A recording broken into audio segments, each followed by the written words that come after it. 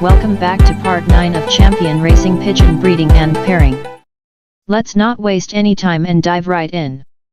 After the breeding season.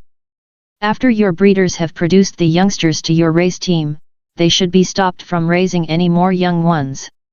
Some flyers separate the pairs, while others take the real eggs away and let the pairs sit on glass or dummy eggs. One or the other needs to be done because as the fall begins, the birds begin to molt. All of their feathers will be replaced during the fall. They molt a few feathers each day until all their plumage has been replaced. If you allow the parents to raise youngsters in the fall, they will not have the strength to replace their feathers properly. The parents' plumage will be dull because they gave too much of their food supply to their late-hatched youngsters. Establishing goals. Before you begin breeding your birds, it is very good practice to take some time to write down what your desired goals are going to be for your loft. It is much easier as well as more effective to follow a detailed plan rather than to plan as you go. Oftentimes the breeders with the plan will experience consistent results rather than hit and misses. During the planning process you will want to establish the goals that you want the youngsters to accomplish. These goals will establish which foundation birds you choose as well as how you will begin pairing the breeders. For example, if your flying goals are to be successful at long-distance races, then you will need to choose birds and pair birds that have been successful in long distances and vice versa. Racing Pigeon School.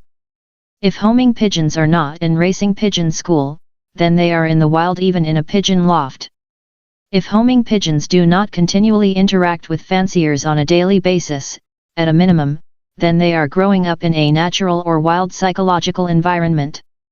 As with all animals, pigeons are born with genetic codes that control psychological predispositions. Most pigeons' psychological predispositions are not particularly compatible with the domesticated environments found in typical homing pigeon lofts. The psychological predispositions of all pigeons, including domesticated homing pigeons, are naturally bent towards the wild. Homing pigeons are naturally suspicious, timid, and afraid of anything other than other homing pigeons. People are strangers that should be naturally feared.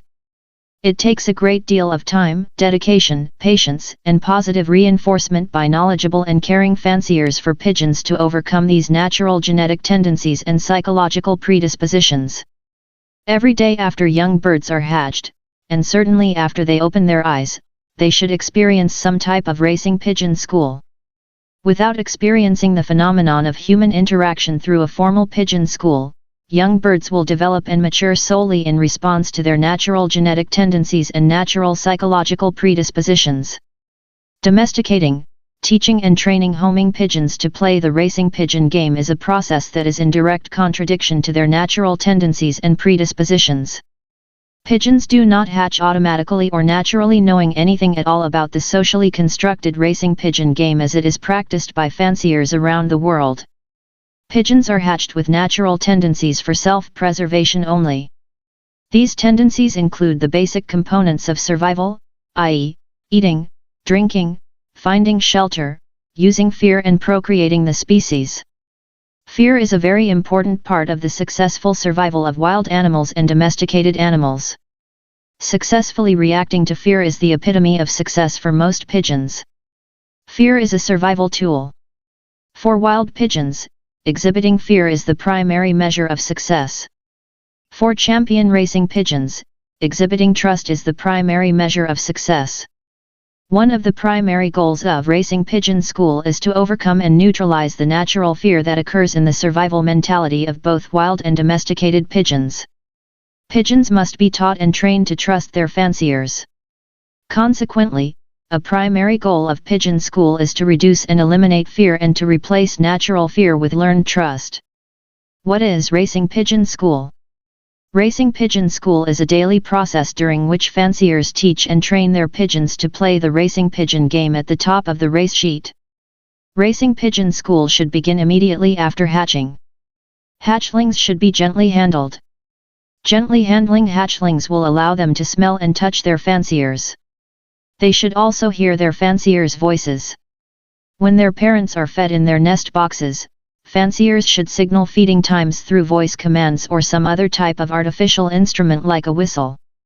In the rural West, chuck wagon cooks or ranch cooks would use a ringing or clanging signal to communicate to the ranch hands that it was time to eat.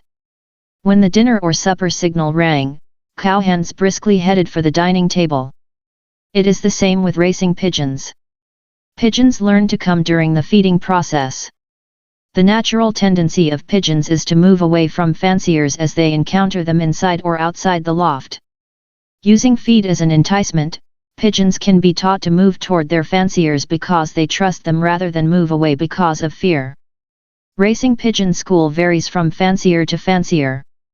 Racing pigeon school varies based upon the likes and dislikes of each and every fancier.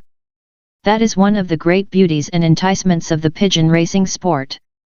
All fanciers can develop their own management system based upon the social circumstances in which they find themselves, i.e., living alone, family requirements, money constraints, time constraints, work requirements, building codes, city regulations, neighborhood covenants, etc. Regardless of the pigeon school that a fancier develops and practices, pigeons should experience pigeon school every day of their lives. Animals and pigeons learn optimally through daily repetition.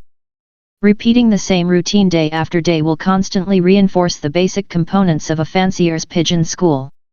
Consistency and repetition develop trust. Pigeons will learn to trust if their expectations are consistently met day after day. Regrettably, many fanciers will try to teach or train their pigeons on an inconsistent basis only during specific critical periods.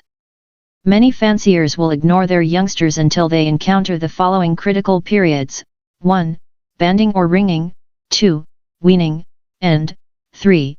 Training just prior to the beginning of the young bird race series if the young birds are trained at all. There are those fanciers who state that they use the races to train their young birds how to return home and how to play the game. One of the purposes of today's video is to suggest that a more proactive and thoughtful racing pigeon school during which young birds learn the fundamentals of a sophisticated loft management system each and every day of their lives is a far superior teaching method than waiting to domesticate or teach young birds anything until they reach 1 or 2 critical periods during the first year of their lives. Many fanciers postpone education and training because they drastically underestimate the true intelligence of their pigeons.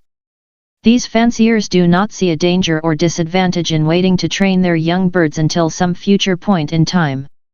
However, good homing pigeons are incredibly smart birds. They understand and absorb far more information than many fanciers realize. One negative act can undo weeks or months of positive training. Why? Again, because pigeons are wild creatures by nature. They expect to be scared. Consequently, when they are frightened, their natural fears are validated and reinforced. Undoing negative acts by retraining pigeons to trust takes a tremendous amount of time and patience. For those fanciers who have bred winter youngsters, Racing Pigeon School is now in session. Please do not wait until your young birds are weaned to first handle them, to teach them to come when called, to teach them to eat on their own, to let them sense you through smell and touch as well as sight and sound. By the time your young birds are weaned, they should already know how to eat on their own. They should already know how to come when called, although they might not respond correctly at each and every feeding because they are babies not adults. Weanlings should know who you are. They should have experienced your management and care through as many of their senses as possible: sight, sound, touch and smell. They are wonderful intelligent birds that should be taught and trained through a formal pigeon school that you have developed based upon best management practices in order to neutralize their natural tendencies that fostered by fear. Racing Pigeon School has no recess during the summer. It has no recess for fall break, Thanksgiving, Christmas, or spring break. Racing Pigeon School is a 365-day-a-year job. Having made this statement, I am not advocating that fanciers never take vacations or take breaks from the birds. What I am trying to demonstrate is that in theory, Racing Pigeon School is an annual program that never ceases. There is something important to do every day of the year. At a minimum, the pigeons require clean lofts, clean food, clean water, fresh supplements, and regular medication. Racing Pigeon School is one of the primary reasons that I advocate playing the game with small race teams. Just as with people, class size is an issue in quality education. It is a general policy that one teacher cannot successfully manage and teach more than 20 to 25 students in a class. In graduate school, where learning is supposed to be much more intense and rigorous, the number of students in one class drops to 10 to 12 students. I believe that the same ratios are true for pigeons. For the best in quality education, race teams should probably be capped at 20 to 25 pigeons unless fanciers have help from partners or other family members. Racing Pigeon School is a system. Racing Pigeon School is goal-oriented. Racing Pigeon School involves high-quality education during which capable, caring, and informed fanciers teach wild yet domesticated pigeons the basic tenets of a humanly constructed game of which they know nothing about. Racing pigeons are not typically hatched in the wild on a building ledge or under a bridge. They are hatched in lofts whose design was constructed by fanciers that they do not know, understand, or naturally relate. Although young birds instantly bond with their parents, everything else in their world is learned. They learn where the floor is relative to their nest. They learn where food and water are located. After they leave the nest, they look for another spot, box or perch, to claim for their own territory. If there is nothing available, pigeons will claim a spot on the floor for their own. If young birds are weaned in a different loft from the loft in which they were hatched, they will once again seek to discover the food, water, supplements, and a place to claim for their own territory. When they can use their wings, they will look for a place to escape the loft in order to stretch their wings and learn to fly. Rather than let young birds randomly try to discover the basic elements of their new world strictly by modeling the behavior of their parents or by trial and error, Racing Pigeon School imposes an educational system that specifically teaches the young birds each of the critical tasks that they must learn during the first few weeks and months of their lives and continues as long as the pigeon remains in the loft. Racing Pigeon School is a basic component of the racing pigeon game. Racing Pigeon School requires teachers. Teachers have certain personal attributes. Regretfully, many fanciers are not teachers nor do they have teaching skills. Many fanciers do not know how to teach nor do they want to learn how to teach. Even knowledgeable fanciers with years of experience playing the game often do not know how to teach their pigeons. In addition, I often receive emails from new fanciers that lament that the established fanciers in their area will not teach them the fundamentals about the game. Sometimes they confide that they have developed an animosity between themselves and older fanciers over this problem. My answer to this problem is that many fanciers are not teachers and do not believe that education is important or even relevant to the racing pigeon game.